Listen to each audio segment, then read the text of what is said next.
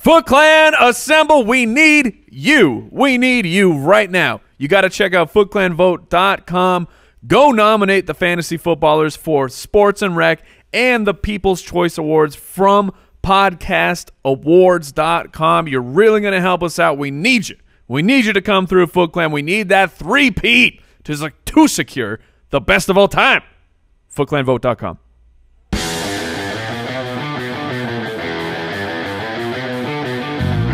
Welcome to the Fantasy Footballers Podcast, coming to you from Draft.com Studios with your hosts, Andy Holloway, Jason Moore, and Mike Wright.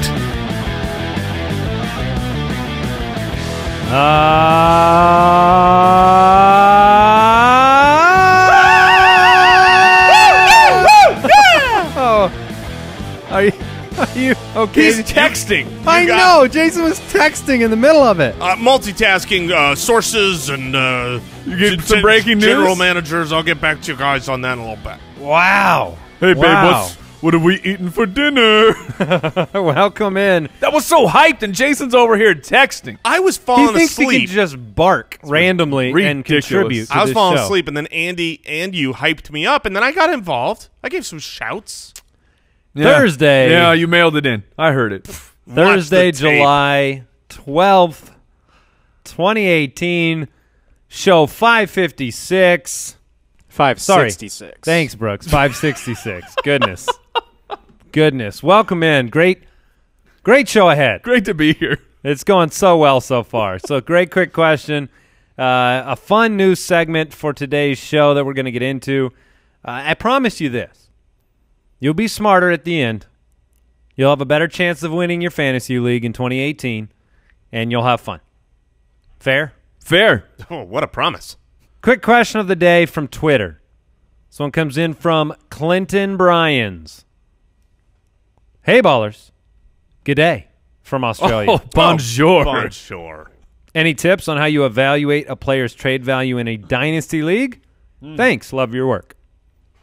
Certainly, there's so many aspects that go into a dynasty trade. You got to age, contract situation, projection of that player's overall career. Are they ascending? Are they have they already hit their ceiling, or are they still on their way up?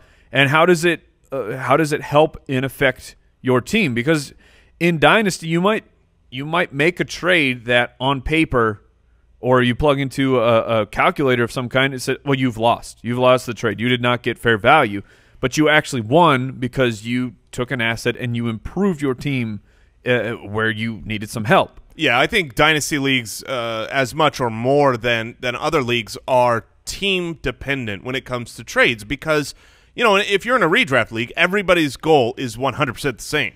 Your goal is to win a championship this year. But in a dynasty league, you might have fallen into a bad stretch where your team isn't that good, and you have to go into rebuild mode. So you can't always value trades based on, you know, those paper calculator type number things because you're either building for the future or you're going for that championship this year. And I think know your strategy as an owner and accept that, and don't be worried about I still keep it very short term in dynasty trades. Sure. In terms of my interpretation of the deal, because maybe this is a bad analogy or example, but Probably. you know how you have, like, on a battlefield, you've got one side that have all the archers up on the wall, And you have then Demi Lovato. and you've got the other side that are running through the field. it was American Idol. I made the wrong reference. Yeah. Dang it, man. So you've got all the archers up on the wall. Okay. Then you've got a field full of soldiers running towards the castle. I feel like dynasty and the NFL is such that you know only some percentage of those players are going to make it to 2, 3, 4 years of relevance. Yeah, I got you. And to the wall, right? A lot of guys fall. A lot of guys just fall down. In a couple years ago, trading for Eddie Lacy looked like the smartest thing you can do in dynasty. Trading for certain players that have either been hurt or fallen off the map. I mean, Jeremy Hill even, right? Like, looks like a great dynasty asset. The next Marshawn Lynch. Well, only a few of these players make it. And so I look very short term and try to take advantage of that because I've seen players invest big money, metaphorically speaking, big trade capital for rookie wide receivers that 2 year. I mean, Brashad Perryman was traded 5 times in our league for more value than he'll ever be worth. Right, more value than he ever had in the NFL. I will say this to Jordan Sparks. We got there. Okay, that's the reference. Now, I don't get what you were doing. Battlefield. Okay. She sings that song, and you wanted to hijack my entire point. I did. Okay. I saved it to the end, the recovery. Let you finish. So on that note, I will say this. What you can do as another tip in Dynasty leagues is you can very often cheaply acquire elder statesmen, people that they've made a home at the wall. They've been at that wall for a while. You're not worried about the archer because you know Larry Fitzgerald's good, but people don't want Larry Fitzgerald in a Dynasty league anymore. People don't want these guys that have 1 year left. Marshawn Lynch has very little value. So if you're a contending team, try to get one of these type of guys for a second-round pick or something where you could contend and put your team over the top for a championship. I won several games last year on my way to a title, leaning on Adrian Peterson in Arizona. Right. So it can't happen. Your point is there. Okay. You can find us on Twitter at the FF Ballers. Follow Jason at JasonFFL. Follow me at Andy Holloway. Follow Mike at FF Hitman. Still unverified. Always. But verified in my heart.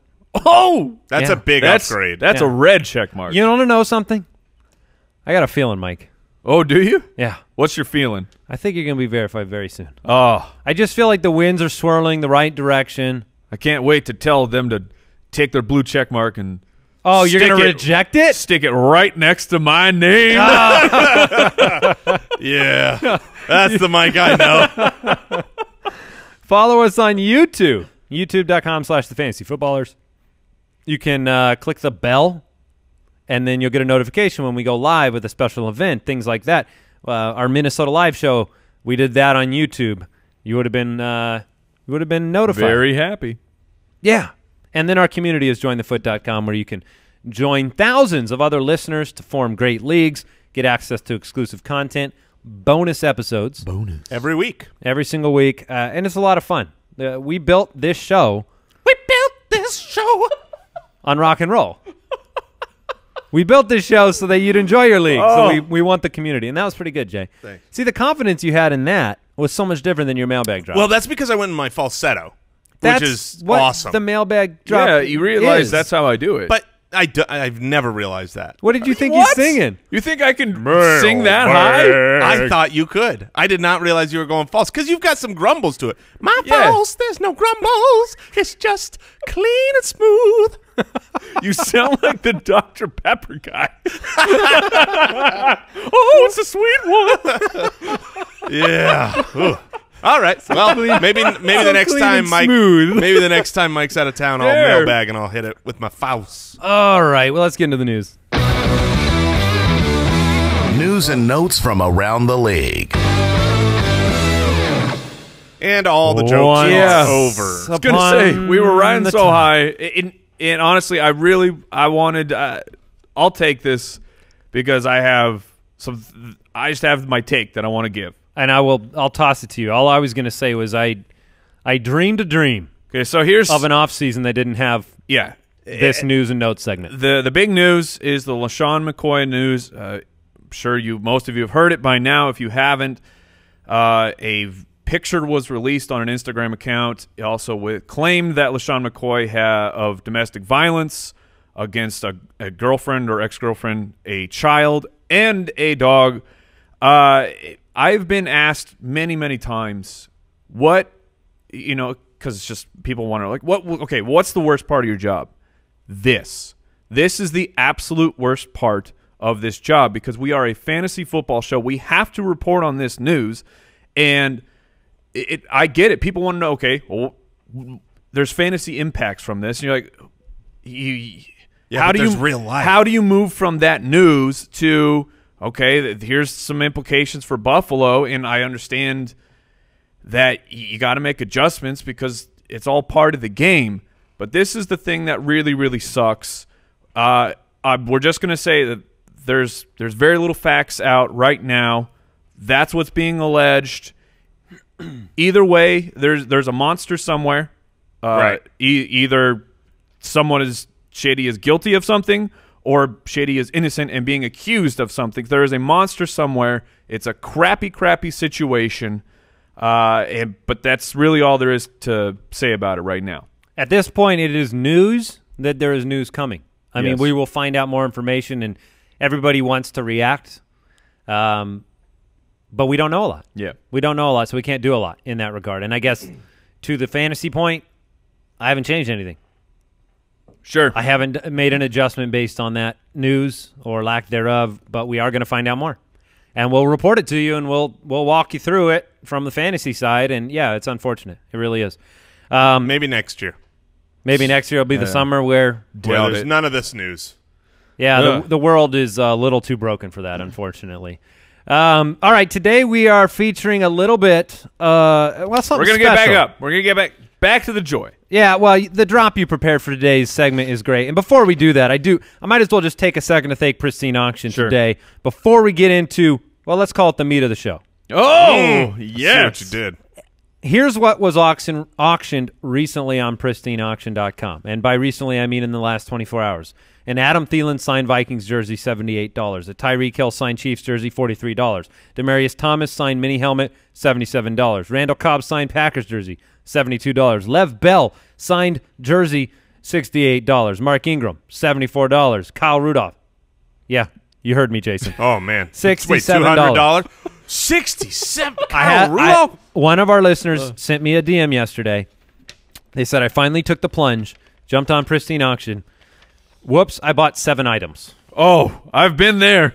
Because whoops or congrats? Yeah, it was a whoops, and then a congrats is coming in the mail in 2 to 3 days. Look, pristineauction.com is the best place for authentic sports memorabilia at a great price, hundreds of daily auctions. The sell isn't very difficult. You just go there, you check out awesome gear, and you buy the stuff that's the awesomest. We got AJ Green beaming on the wall right now. Looking sharp. That looks good. So go to pristineauction.com, Pristine auction.com. Let them know the footballer sent you. And make sure you check out fantasychamps.com. The draft season is approaching. We know you got your ultimate draft kit, but if you're doing a live in-person draft, go grab a draft board. No better place to get one than right now over at fantasychamps.com. And make sure you check out those personalized fantasy jerseys. They are, so, as Jason would say, sweet. The sweet one. FantasyChamps.com, and you could save a little bit of cash if you use that promo code BALLERS. Lay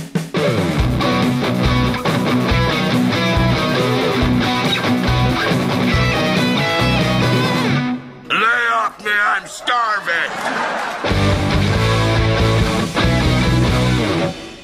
It's time to unpack that. Oh. Let's unpack it. Well, have we even given the name of the segment? No. The name of the segment is Meat on the Bone. Yes. And we're talking about lay off me. We're talking about players who may have left the field hungry. Sure. Because we talk a lot about, who's over-efficient, who's inefficient, and we wanted to focus on some guys who were very strong in the inefficient department where you would say they left some meat. They left some meat on the bone. Meat. You have players always say, "Feed me." Zeke comes out of his tackle. He's like, "Oh, I'm eating." And these players, they got a Thanksgiving-sized meal handed to them, but there's a lot left there. They didn't do much with it.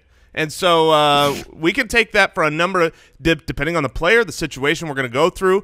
Maybe it shows that player's efficiency is wrecked because they're on the downturn or they're not that good. Maybe it shows that there's an opportunity in are they going to eat this year? Workload for them or for will another their player. replacement eat this year? And right now we're going to be focusing on the correlation for running backs of touches to fantasy points. It's incredibly strong. I know it seems like a ridiculous thing they touch the ball, they get fantasy points. But it's true. I mean, you're talking a very, very strong correlation. If you finish in the top 10 of touches, you more than likely have finished in the top 10 of fantasy points, and the same can be said for wide receivers when it comes to targets.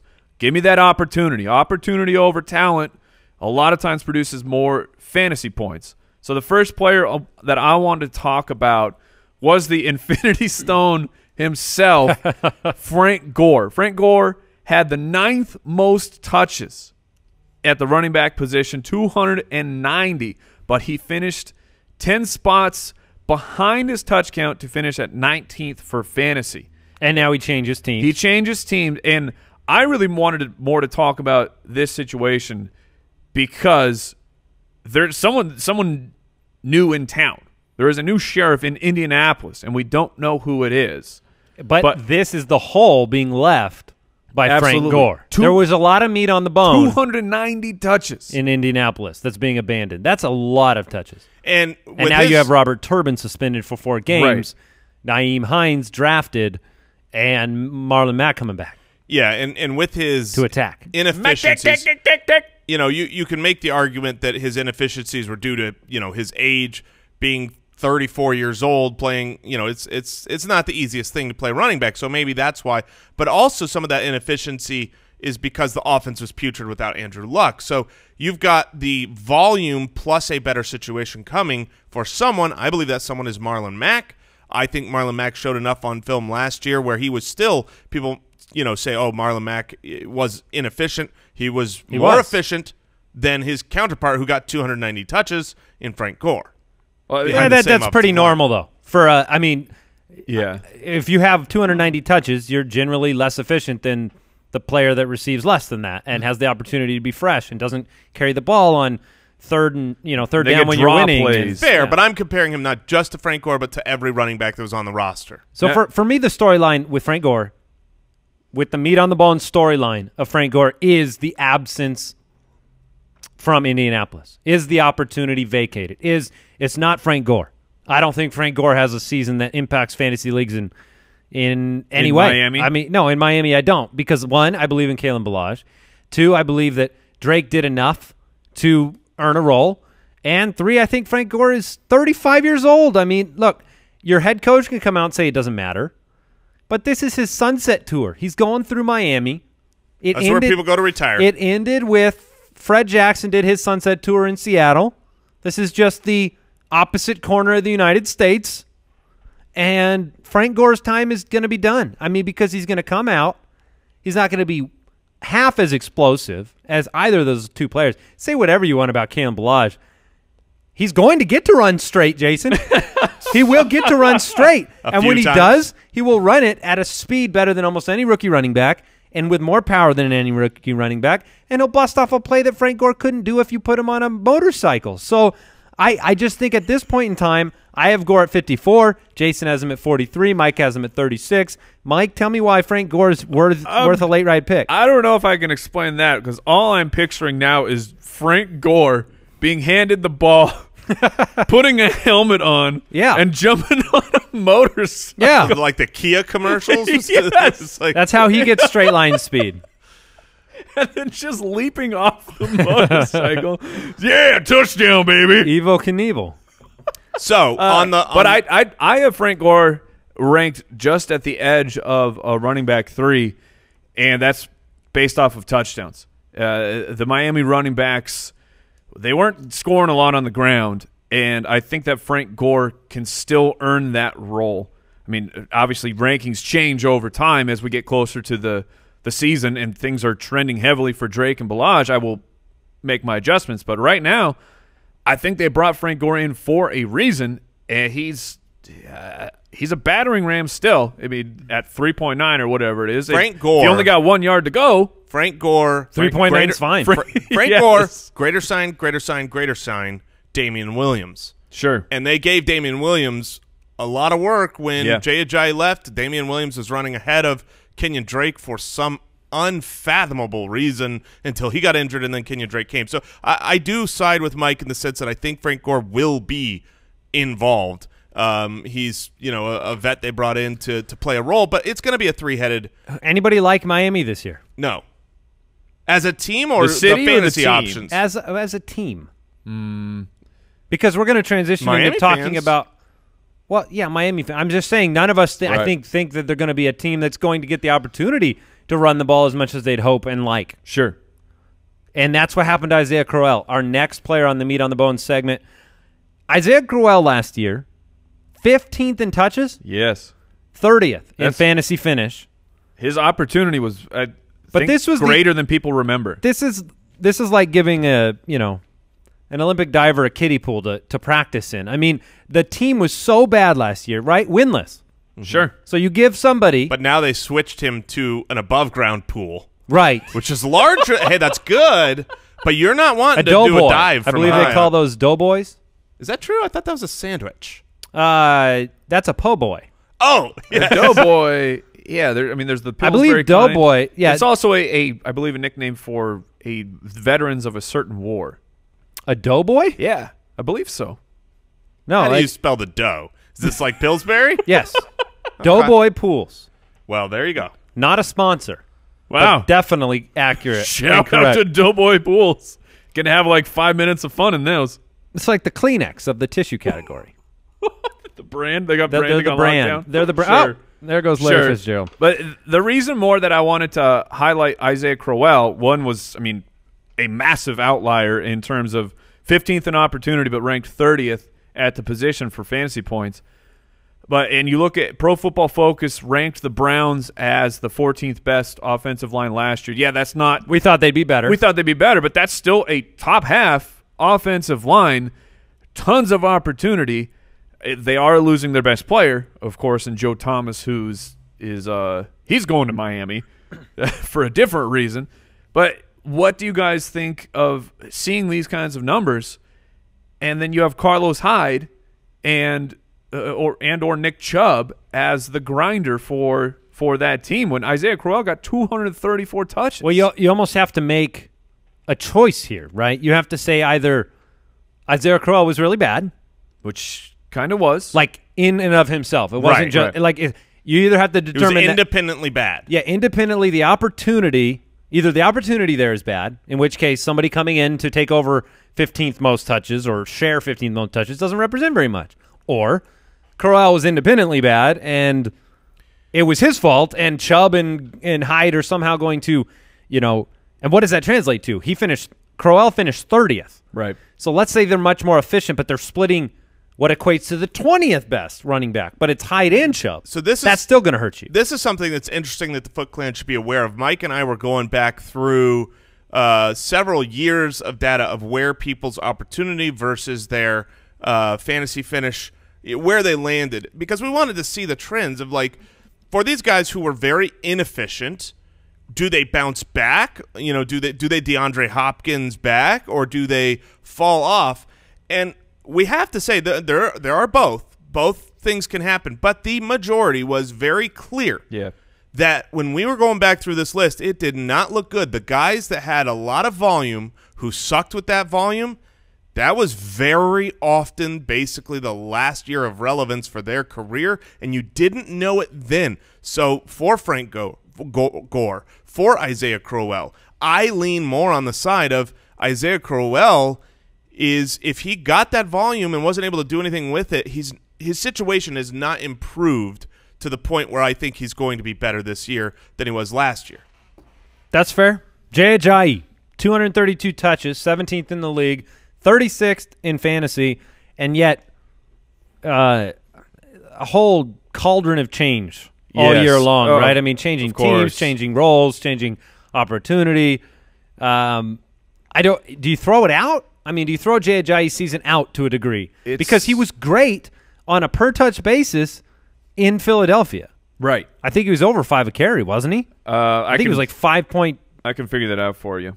In Philadelphia, in the regular season, he ran at 5.8 a carry. Yeah, I thought it was almost 6 a carry. 70 for over 400 yards. So to me, this was just that muddy period in the middle of the season that distorted the 17th versus 36th and the quantity of opportunity he got in Philadelphia. Yeah, well, I mean, he had an opportunity in Miami. Yes, he did. It's hard to remember exactly what happened to Ajayi because so many things changed for him. Where he was, people were hyping him up. They were very excited for Ajayi's fantasy prospects in Miami. He got the volume. He was actually pretty solid week 1, and then after that, it was mediocre at best. And of course, you had no touchdowns on the ground for Ajayi. In 7 games, he was on pace for 315 carries. So even at a terrible 3.37 yards per carry, he would have been over 1,000 yards just because of the volume. But it's so weird to have that much volume over 7 weeks and never hit pay dirt. Right. That, to me, is more of the outlier in the sense that touchdowns are the thing that is less easy to predict year over year. Volume is easier to predict. I actually have Ajayi in my top 24. I was going to say, I think I remember you saying you're rising on I did. Ajayi. Yeah, a few weeks ago on the show, I think I mentioned it. While I'm a Corey Clement fan, there's a specific role for him. LeGarrette Blount leaving all those carries. I think Ajayi, look, those numbers are impressive. He was the same explosive player in Philly, just with not enough work and not enough touchdowns to be the guy that you want him to be. I got him in the top 24. I want to contrast two players here because you just brought up, Jason, more often than not, these numbers actually mean the beginning of the end for a player. Right. And these two players are almost identical in touches and fantasy finish, which was Joe Mixon and Jonathan Stewart. Joe Mixon, 22nd in touches, 34th in finish. Jonathan Stewart, 23rd in touches, 39th in finish. Here's 208 and 206 touches, but I think we feel very differently about these two players. Feel very differently, and the data that Mike and I looked at backed this up because there was also an age association to it. It was when veteran players took that real step of inefficiency, it said, no, they're not going to bounce back. They became inefficient, later in their career, they're done. And that is where it was very rare to find someone bouncing back. So Jonathan Stewart, if Saquon wasn't there, I would be calling for him to be done. Now, he's done, and he's irrelevant because Saquon is there. Have you followed the news lately as well? Oh, yeah. The Giants? Coaches are – despite the fact Jonathan Stewart got a 3-point-something ridiculous guarantee. Good for you, agent. Yeah. I think he's a musician. Jonathan Stewart's like a piano player. I think he must have played a ballad in that meeting. Just something really beautiful. Impressed him. Used the black keys and the white keys. I mean, something so nice. His minor, his major. Major, minor, beautiful. Sharp. Because finely tuned. Because the one thing that between all pianists that shows who is very talented is you use all the keys. All of them. I've seen those people only playing in the key of C. Oh, they just can't get it done. I used to impress my grandparents when I could run down all the keys, top to bottom. Hit them with for the chopsticks? No, not for real. I was a child. Just they had some real low expectations for you. Well, grandparents are going to give you props no matter what. But here's the deal, though. The news that came out about Stewart is that he looks like a man hanging on to nothing in New York. And that supports, what we found. But with Joe Mixon, he's very, very, very young. Obviously, rookie last season for the Cincinnati Bengals. And I am willing, similar to with Ajayi, when I look at this and I say, okay, I'm willing to say that his inefficiency was because of all the changes and his situation has now changed. I believe that the inefficiency with Joe Mixon, he was a rookie. He was behind a horrific offensive line that struggled especially early. He didn't actually get his start until after week 9. People don't realize that it was that late in the season before he became the starter. And from that point on, he only had one game where he was under 4 yards a carry. So I think that I expect a rebound for Joe Mixon based on what we saw from college and what we saw at the end of last season when he was finally a starter along with the offensive line. But it's scary. It's scary to say, oh, this guy's going to be great when he sucked last year on the whole. Circling back to Crowell, Mike? Okay. I want to – and then we got to go back to Stewart too. Okay. Well, do you want to finish that point? Then I want to go to Mixon. And I'll come back. The point on Jonathan Stewart was 206 touches. That's 23rd in the league. C.J. Anderson is now filling that role for Carolina. Sure. And at 23rd in touches, when you're talking look, Christian McCaffrey, that's fine. But they're still going to give Anderson a crap load of touches. And we've talked about the correlation. 23rd. If C.J. Anderson can be anywhere around there, he is currently a better running back than Jonathan Stewart was this past season. You're talking about the great possibility of being a low-end running back, too, and no one wants him. If you want to give a running back a chance to hang on beyond their perceived prime, the way that they do that is playing behind Cam Newton or Tyrod Taylor or a running threat quarterback that gives you more opportunity for misdirection, for seeing, you got to keep a linebacker on Cam. So I agree with you. C.J. Anderson, we don't talk about him enough. He's going in the 8th round. Yeah. With the potential. Is he? Yeah. I would have assumed later. But still, 8th round, potential lower-end running back, too? He's the running back 39 right now. That's a huge return on value. It was 2016 when Isaiah Crowell was hyper efficient and had the good year. Was right? that was the 2 years 2 years ago, right? Not last year, very bad. Right. Cleveland was a 28th ranked offensive line that year. Really? That's what's so amazing. He had a very efficient year. That's the only. Well, he had huge plays. Yeah. Sure. He just didn't have that last year Yeah. at all. I want to talk wide receivers, but I will bring up Samaje Perine because I know the purpose of bringing him up. Yes. Which is last year he was 29th in touches, finished 44th in fantasy points. We obviously have Perine ranked outside of relevance by a lot, right? 73rd ranked running back. Sure. He's not the point here. The point is that there were 200 touches that went to Perine that we expect guys to be,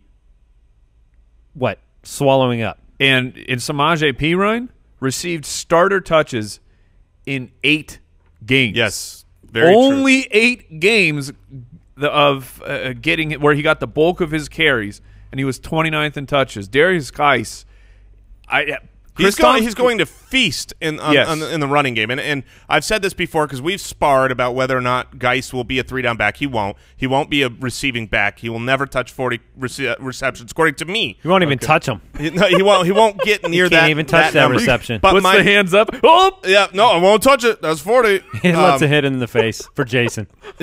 For Jason. But I Watch will this. 100%, and I could be wrong about that. I'm not, but I could. Bet you will. But I won't. But I will 100% admit that he could have enough volume on the ground alone, based on Samaje Perine having almost 200 carries when he wasn't even the touches. When That he wasn't even the starter, receptions. a few, mostly carries. Alfred Morris back in the day with assist, in Washington. Yeah. He was not getting involved in the passing game, but he had enough volume in the rushing game. So yeah. Man, if I could. Yeah. way to close that statement. Nailed it.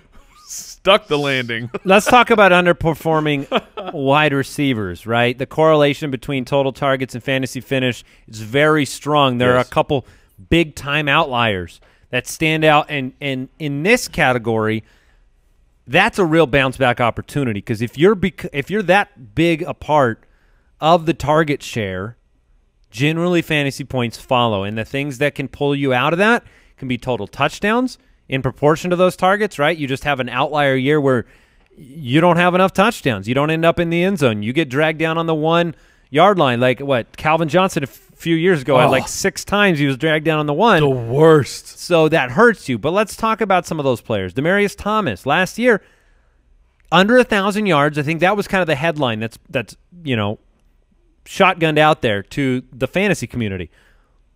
9th in targets. Yeah. Finished 20th in fantasy points. No one competent at quarterback. I think we all like Demaryius Thomas to bounce back so much so that I've got him as a wide receiver 1. Yeah, I don't hate it. Number 12 overall. And I didn't put him in this list, but Emmanuel Sanders also has a huge gap between target finish and fantasy finish. But I feel like we've talked about those guys pretty recently. So there was other players that I really wanted to focus on. It's hard to talk about Dez Bryant at this time because he is currently unemployed. However, Jamison Crowder, Marqise Lee, and hold on to your butts, everybody, DeVante Parker. DeVante Parker, I don't know if you want to start with him or not, but 28th in targets. Fantasy finish. I don't care. Of 53. Well, I care about that part. I mean, that's a massive gap. DeVante Parker and Zay Jones hang out. Oh, Zay Jones was the winner of this award. There are players in which targets become the proof of what you have in them. And last year, to me, what happened with DeVante Parker was you got proof of the fact that he's not going to change the game. All right, well then let's talk about Jamison Crowder. 25th in targets, had a fantasy finish of 37th. You guys are still not quite bullish on him this year. I like him. I actually like him more than my current ranking says. I need to take another look there. It's really difficult when you stat out Washington because you have to really project who it's going to be.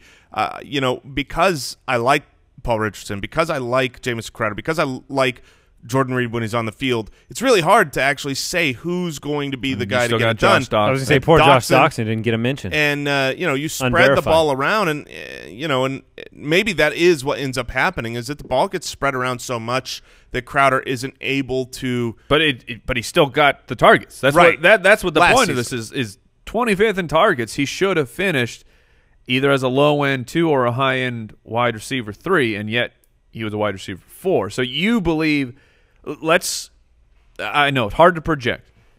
25th in targets, Jamison Crowder. Do you believe that he is a good enough wide receiver that this will not happen again, that he will finish 12 spots behind his target? 100%. I believe that Jamison Crowder is a good enough wide receiver that if he were to finish 25th in targets this season, I would expect him to be the 25th ranked wide receiver. The back half of last year, once he got a little bit over his injuries, he actually dominated, was very good He second is half. the best wide receiver on the team. He is the best pure wide receiver on the team. Paul Richardson, Josh Doxson, they can do some things special. The most complete wide receiver is Jamison Crowder. So if you have to bank on something. I wanted to argue. I kept trying to think, but I think there's so much silence, I couldn't even believe it. I think Andy is correct. That he is the best all-around wide receiver. Yeah, if you're betting on something. I guess I'm curious how much he lines up in the slot. It'd be interesting to see that. Sure. A lot, yeah. I mean, he does a lot. But he is he's a player that's good after the catch. He's a good route runner. He's a good Doug Baldwin-esque play breaks down the guy that gets open in the secondary. But we had high expectations in fantasy for him last year, and then he let us down early in the season, and we didn't get back on that train because Washington was struggling, and there was nobody that, Terrell Pryor let you down. I think we all grimaced when we started looking at Washington last year. I was trying to pull it up. Alignment data for Jamison Crowder.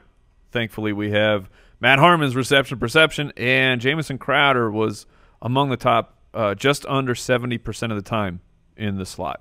Yeah, you're getting Landry light. You're getting more than Landry this past season, at least for the sample that Harmon did. Sure. But in production.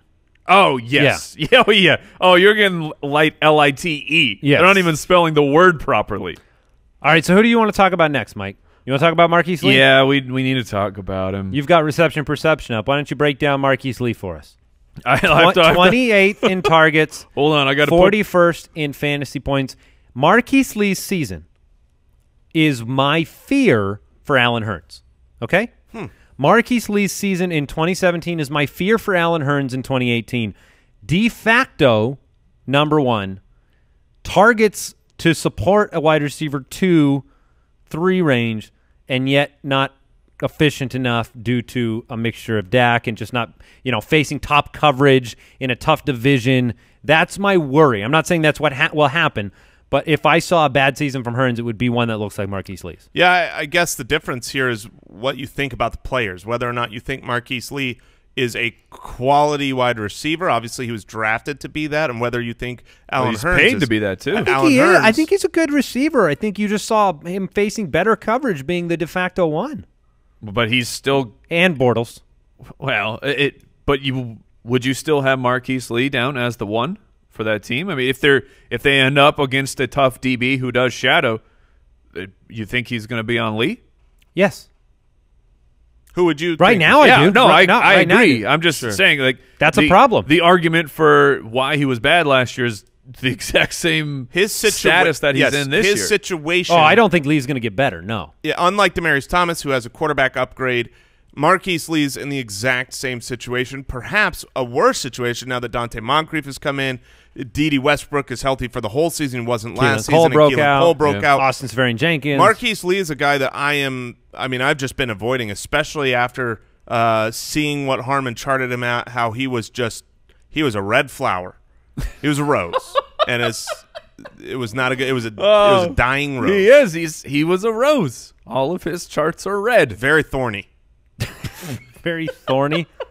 When the Bachelor, you want the rose in the Bachelor, right? Oh, certainly. I mean, if that's you the don't problem get the with rose, you're empty-handed. You go home. Usually roses we got are 5 minutes to spend on The Bachelor? No. Okay.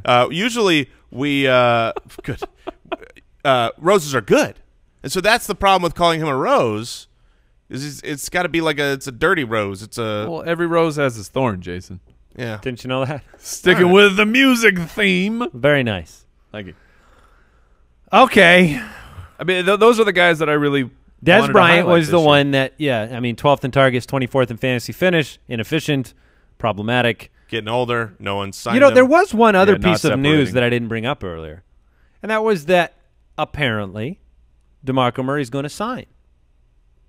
What? Oh, are you In going the up next, to- they say he's going to sign within the next week. I've or heard so. he's talked to 3 to 4 teams. Apparently he's going to sign, Mike. It's going to be big. I remember It's Yeah. going to be so big for my dynasty team. I remember last offseason, I know Adrian Peterson was where he's talking to going. 3 or 4 teams, and every team in the league was like, I haven't talked to Adrian Peterson. He's like, no, there's several. seriously. Several teams are. And then months went on, and then he finally signed Because with the, look, I know that you know where he's going, and Look. I think I know you know that he's going to Indianapolis. oh, don't do it. let me ask you this: if you send a text to somebody and they do not respond, but you see that you get the you red, get the read You receipt? get the read receipt. They do not respond. that a conversation? Is that did I talk to you? Right. Okay. Because okay. if then so- several teams have Have- been in communication. That you could say they've been in communication with several teams. Indianapolis. I know you read it. Indianapolis has the proven track record of bringing on Bringing in Frank the Gore, older guys. bringing in the old guy that can New catch re- the ball. new- I mean, new they're general very manager. similar, right? Yes, they are. Yeah. That's just a dream, Andy. Not happening. Current Murray, greater sign, Marlon Mack. Current Murray, great. I would say no. Well, I know you would. I expect you to say no. Mike, what do you think? I honestly don't know because I believe his season last year was derailed from the hamstring injury. It's a hamstring injury to a running back, especially with his wear and tear, is a terrible sign for your season outlook. I will admit this. Similar to yesterday or yesterday, coming up, we're going to talk about some Similar to coming up. similar. In case to you wondered if we pre-recorded our Saturday Saturday's show because we're out of show. town. Yeah, why did we pre-record our Saturday show, Jason? Yeah, why don't you tell the because people? tomorrow night we're going to be in oh, Dallas for a live show, Dallas. Oh, Dallas! I can't wait to be with y'all. Right? Isn't that how you say it in Dallas? If you're in Dallas and you haven't gone to ballerslive.com to grab that ticket, shame on you. There's time. We don't want There's to. still time. We don't want to shame our audience. No. but No, seriously, but shame on you. Shame on you. We don't want to shame our audience, but if you don't, you get the horn. Yeah, But we'll see you there. And if you live far away from Dallas, we forgive whose you. fault is that? Yeah. There's still time to make it to Philly. Still time to move your family. All right, yeah, we do have we have shows coming up in Philadelphia, in New York at the end of July. Tickets available still at ballerslive.com, so come see us. What Are I we was gonna circling say, back to some sort of point you were making? Yes, I was in the middle of a point, which was in best ball. I do think DeMarco Murray is a value when you get him really late because I fully expect him to sign, and once he signs, he will inevitably move up. I mean, it's just obvious logic. If he signed, he would be drafted earlier. You're getting a discount because he's not signed right now, and he will sign somewhere. Yeah. Okay. Sure. And what else is going on? We got the big live show. Before we let you go, we do have a Saturday episode. Make sure you subscribe. If you're listening to this podcast for the first time, welcome. You're going to love it. It's so good. Hopefully they made it through the intro with Texty McGee over here. No, that was still a good intro. We carried. We carried. He woofed. And I brought it to a better place. Oh, man. I think I know what your next and future mailbags need to be. Oh, man. It's that voice. Maybe our Halloween show will come as the Dr. Pepper guy and the yes. whole show. But make sure I'll you sing it. subscribe. Apple Podcasts, Google Podcasts, wherever you listen. We really appreciate your subscriptions, your reviews. The show's obviously free for podcast listeners. So if you want to help us out, you can leave us a review. Tell a friend. Ooh. Maybe not one in your league. I get it. You want that secret weapon in your holster, but you got more friends than that, don't you? Or have some courage and tell Or have them. some courage. Take the challenge. If I only had a heart. Man, it's been musical day today. Yeah. I love it. So, yeah, that's it. We're done. We're wrapping it up. Have a wonderful time at Ballers Live. If you want to play some best ball, and I recommend you do, draft.com/ballers is the place to be. We'll see you next time. Goodbye.